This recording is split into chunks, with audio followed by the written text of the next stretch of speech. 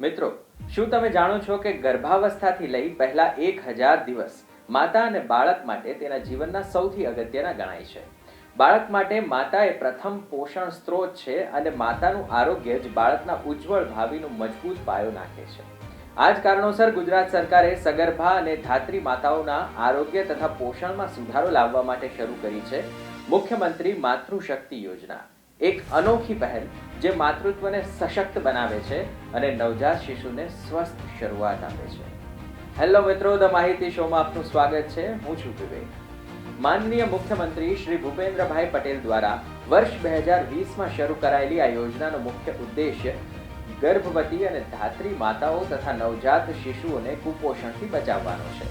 તો ચાલો હવે વિગતવાર સમજીએ કે આ યોજના તમારા જીવનમાં કેવું પરિવર્તન લાવશે.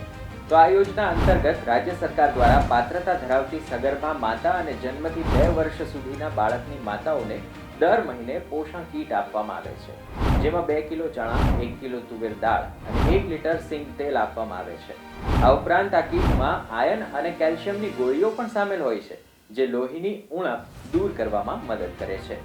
લાભાર્થીની પાત્રતા વિશે વાત કરીએ તો પ્રથમ સગર્ભા માતા, પ્રથમ પ્રસૂતા માતા અથવા જન્મથી 2 વર્ષના બાળકની માતા તરીકે આરોગ્ય વિભાગ અથવા આંગણવાડીમાં નોંધણી કરાવેલી હોય તેવી મહિલાઓને આ યોજનાનો લાભ મળે છે. આધાર કાર્ડ અને ટેકો આઈડી એટલે કે મમતા કાર્ડ હોવું જરૂરી છે.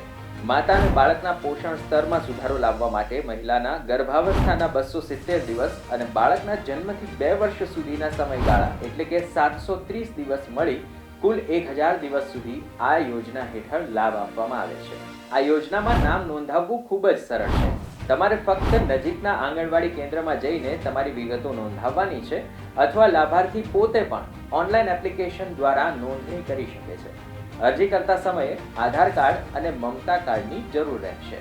તો મિત્રો, જો તમે પણ આ યોજના માટે પાત્રતા ધરાવો છો તો આજે જ તમારા નજીકના આંગણવાડી કેન્દ્રનો સંપર્ક કરો અને આ લાભ મેળવો. યાદ રાખો, સ્વસ્થ માતા અને સ્વસ્થ બાળક જ આપણા દેશનું ભવિષ્ય છે. જય જય ગરવી ગુજરાત.